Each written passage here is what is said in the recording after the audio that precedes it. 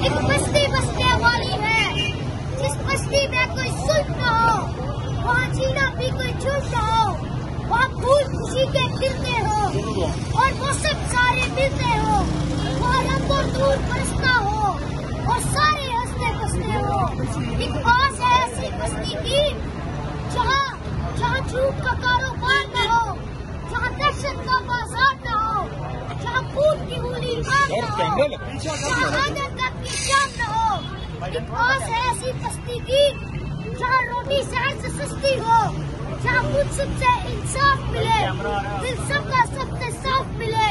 ये मोबाइल किसका आ गया भाई? मोबाइल काश तुम्हारी हो ये बस्ती, काश हमारी हो। यार भाई सारी बेटा कैसे हो? कैरियर से हो? हाँ जी। आपने घर नहीं जाना? इससे पहले ये लोग ले जाए। हाँ पहले ये पुलिस का आप डर है नहीं आपको? ले जाएंगे तो डर है पुलिस का यार? चलिए बेटा, आपकी हमने बड़ी तकरीरें सुनी हुई हैं, कुछ और आपने तैयार किया है? कुछ फिर आप गाइब रही है, कुछ बताएं जरा।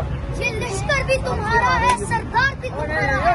ये लश्कर भी तुम्हारा है, सरकार भी तुम्हारा है।